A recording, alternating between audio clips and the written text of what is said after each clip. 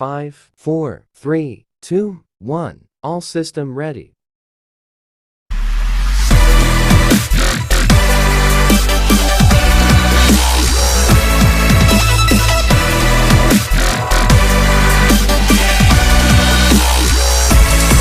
Menurut AA nih, pengkaderan zaman sekarang ini kan memang adanya transisi dari online ke offline gitu aku juga haus mau minum dulu. Assalamualaikum warahmatullahi wabarakatuh. Hey teman-teman semua, kembali lagi bersama podcast Gensi kali ini bersama saya Teti Rahmawati yang akan menemani teman-teman semua di acara kali ini. Nah, kali ini, di podcast kali ini akan membahas mengenai kader dan kaderisasi. Namun, aku nggak sendirian nih. Aku ditemani oleh narasumber yang tentunya memang sangat handal di bidangnya. Nah, kita sambut ini dia. Narasumber kita, Asendi. Halo Asendi. Baik kabarnya? Terima Ya, kasih. duduk ya. Gimana kabarnya? Alhamdulillah baik. Alhamdulillah ya. Katanya memang sibuk ya dengan KM sekarang. Alhamdulillah ya. Alhamdulillah. Nah, teman-teman semua, ini narasumber kita, Asendi. Dan Asendi ini merupakan ketua himpunan prodi pendidikan matematika. Iya benar kan, Siap. Nah, Betul. nah kita di sini itu mau ngobrol-ngobrol santai aja nih terkait kader dan kaderisasi. Nah, langsung aja ya. Boleh. Boleh. Jadi tentang kader dan kaderisasi nih Kak, menurut Kak itu apa sih kader itu dan kaderisasi itu? Kaderisasi ya. Berbicara mengenai kader dan kaderisasi, sebelumnya saya ucapkan terima kasih dulu kepada penyelenggara Gensi Podcast kali ini yang sudah mengundang saya dalam acara kesempatan menjadi narasumber dalam kegiatan Gensi Podcast kali ini dengan tema kader dan kaderisasi. Berbicara soal kader dan kaderisasi, sebetulnya saya tidak begitu handal dalam pematerian kali ini. Namun ada beban amanah dan beban moral yang harus saya sampaikan dan harus saya penuhi dalam undangan Gensi Podcast kali ini. Oke, berbicara soal kader, bagi saya kader itu adalah seorang atau kumpulan orang yang dididik dan dibina dalam suatu kepengurusan organisasi. Layaknya kita berbicara dalam kepengurusan organisasi berarti kader itu yang dididik atau kumpulan orang yang dididik dalam suatu lembaga kepengurusan organisasi. Jadi kader itu memang perlu didikan gitu kan? Iya. Baik. Nah tadi membahas mengenai apa sih itu kader ataupun kaderisasi ya. Nah karena memang kader dan kaderisasi itu memiliki kaitan ya. Penting gak sih adanya kaderisasi dalam organisasi menurut A? Sebelum saya menjawab pertanyaan itu, boleh nih ya sambil minum ya? Iya boleh banget. Ya, terima kasih. Mengenai kaderisasi penting atau tidak pentingnya, sebetulnya bagi saya dikatakan kaderisasi itu penting. Tapi kembali lagi kepada orangnya, sesuai kebutuhan saja. Tapi perlu kita ketahui kaderisasi di sini, kalau berbicara soal organisasi, ya pentingnya bagaimana kita mengkader atau menjalankan kaderisasi. Tadi sudah dijelaskan kader itu adalah orangnya, sedangkan kaderisasi itu prosesnya. Proses kaderisasi di sini adalah proses yang menjalankan tahapan-tahapan atau misalkan alur pengkaderan yang dimana nanti hasilnya itu menjadi kader dan kader ini menjadi embrio atau regenerasi pemimpin yang nantinya akan menjalankan tongkat estafeta kepemimpinan di organisasi tersebut. Nah, berbicara luasnya tentang kaderisasi di sini, sebetulnya kalau misalkan mengejar tentang kebutuhan atau penting, selain di organisasi pun pastinya kita akan selalu menemui yang namanya kaderisasi, entah itu di rumah, sekolah, di tempat kerja. Jadi bagi saya kalau dikatakan kaderisasi ini sangat penting dan effortnya juga mungkin banyak gitu tentang kaderisasi ini. Begitu mungkin ya. Berarti kader itu memang orangnya, sedangkan kaderisasi itu tahapan-tahapan untuk menjadi seorang kader yang baik. Iya betul. Oh iya. Terus kapan sih waktu yang tepat untuk pengkaderan itu gitu kan? Terutama dalam organisasi seperti itu. Oh iya. berbicara pengkaderan di organisasi ya. Kapan waktu pengkaderan di organisasi? Nah, di organisasi sendiri kan biasanya suka ada yang namanya lembaga organisasi. Terutama kita berbicara di ranah himpunan atau BEM ya. Nah, di sana biasanya terdapat alur pengkaderan yang sudah terorganisir, atau bisa dikatakan kita membuat rancangan pengkaderan atau kita menjalankan pengkaderan. Nah, kapan kita harus mengkader? Nah, pada organisasi itu biasanya suka ada yang namanya kaderisasi. Nah, awal kita mengkader biasanya kalau dalam organisasi di kita itu sudah dimulai sejak bimbingan akademik mahasiswa baru (LAMBA), yang dimana proses pengkaderan itu bermulai dari namanya perkenalan atau ta'aruf ya. Nah, itu perkenalan di sini yang mungkin bagi sebagian orang hal yang kecil ya tentang pengkaderan ini. Namun perlu kalian ketahui, dari mulai perkenalan ini itu menjadi salah satu yang menjembatani kaderisasi, yang dimana kita sudah menghubungkan relasi kita dengan orang lain.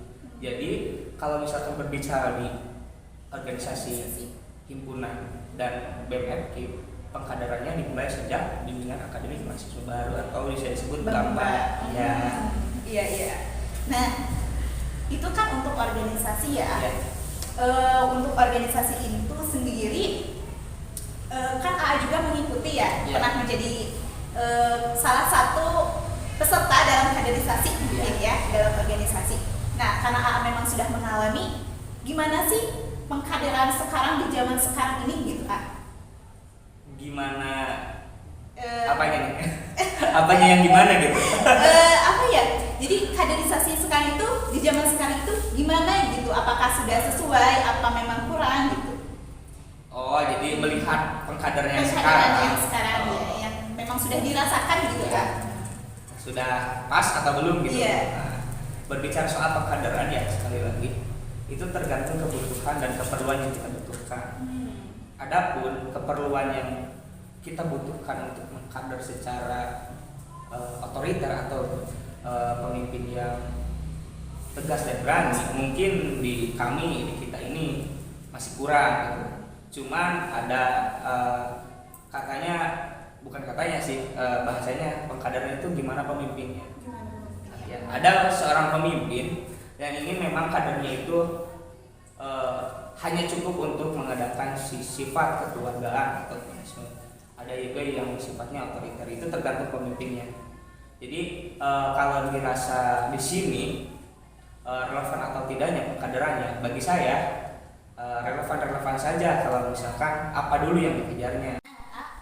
Terus ya, gimana sih menurut AA nih pengkaderan zaman sekarang ini? Kan memang adanya transisi dari online ke offline gitu A. Aku juga haus A, mau minum dulu.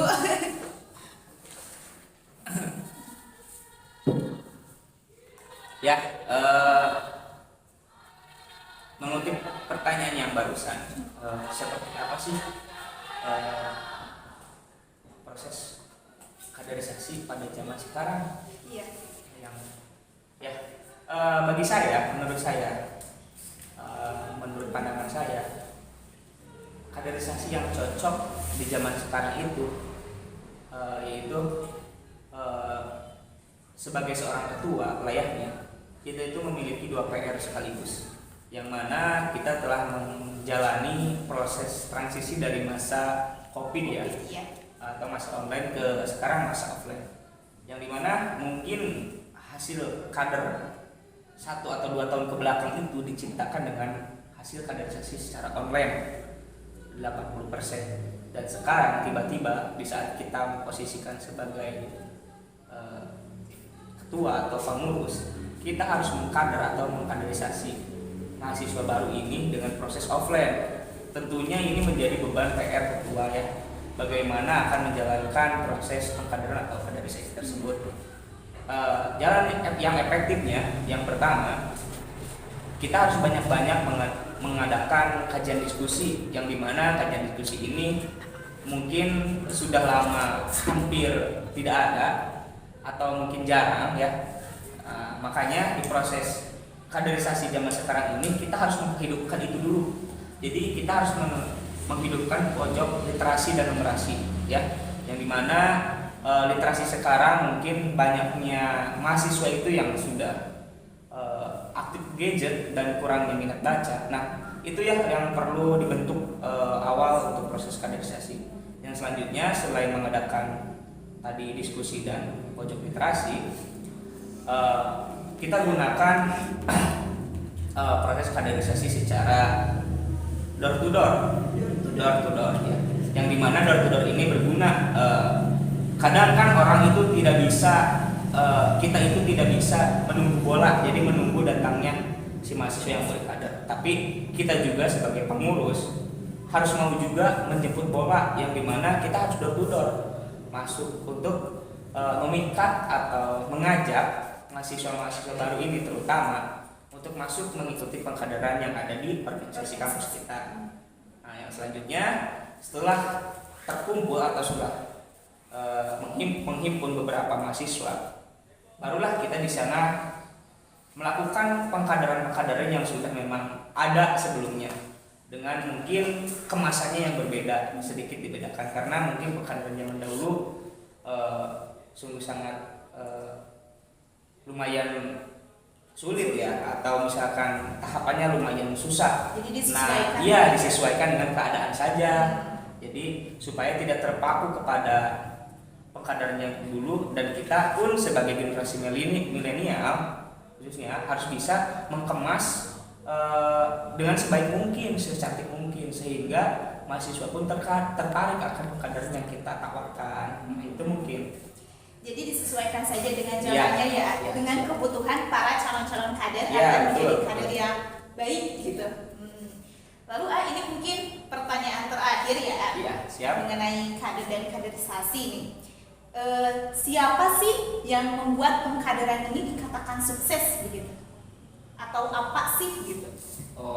Kalau berbicara tentang siapa orangnya yang pengkaderan ini sukses, saya belum tahu jawabannya, karena mungkin harusnya menyebutkan orang ya kalau bertanya siapa, tapi apa yang mendasari pengkaderan ini dikatakan sukses ya.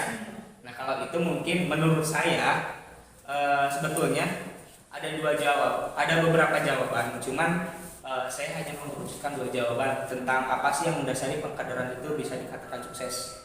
Yang pertama, ada orang yang mungkin pengkaderannya dikatakan sukses itu dia sudah mencetak atau sudah menghasilkan kader yang unggul dan berkompeten serta berkualitas, yang dimana kader tersebut bisa atau mampu nantinya menjalankan tongkat estafeta kepemimpinan yang ada di organisasi tersebut. Yang kedua, ada yang